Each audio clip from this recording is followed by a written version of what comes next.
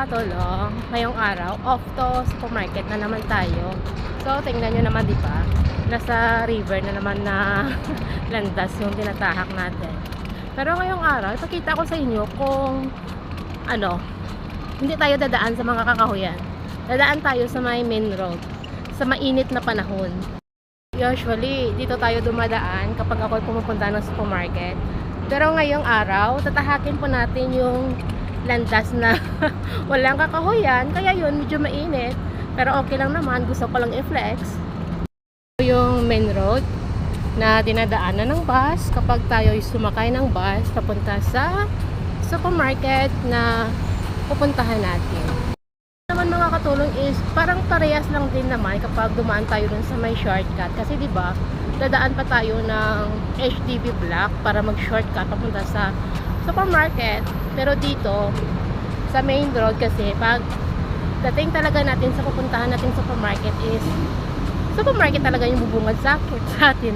Hindi na natin kailangan pang dumaan sa mga HDB block. So parang ganun pa din yung layo. Gandahan dito sa may Singapore, kahit na nasa city ka o sa saan ka man banda, yung kanilang main road dito is may mga kakahuyan talaga. So, depende kung saan ka banda. So, sa kabila is medyo hindi mainit. Sa dinadaanan ko is mainit siya. Kaya nga nagbukas tayo ng payong, diba? Tapos, yung pinagkaiba lang ng dinadaanan ko before sa dito sa main road, or yung pinagkaiba ng tinatahak kong landas every time na pumunta ko ng supermarket. Diba kasi kapag nasa main road ka, ang ingay kasi ang dami ng sasakyang dumadaan. Pero pag doon ka mag-shortcut sa river na dinadaanan ko parati, sobrang tahimik talaga. Talaga makakapag-relax ka habang ikay naglalakad doon. Mga katulong, dito sa Singapore, marami ka talaga dito makikita ng mga overbridge na ginagamit sa pagtatawid. Alam niyo naman siguro, di ba, na napaka-strekto talaga dito sa Singapore kapag tumawid tayo dito sa mga dinadaanan natin. Tapos, so, naglagay sila ng mga overbridge kasi nga medyo malayo kasi yung mga traffic light dito. So, talagang need talaga. So, kahit na pagod kang umakyat sa hagdan, pero kung tamad ka namang lumakad papunta doon sa may traffic light, hindi umakyat ka ng overbridge para mas mabilis sa'yo. Lalo na kapag gusto mong sumakay ng bus, tapos nasa kabilang banda ka, tapos ito yung bus stop. So, kailangan mo talagang dumaan sa may overbridge. Kasi kapag traffic light, kasi yung dadaanan mo is napakalayo talaga. Parang ang bata ng driver ng bus eh.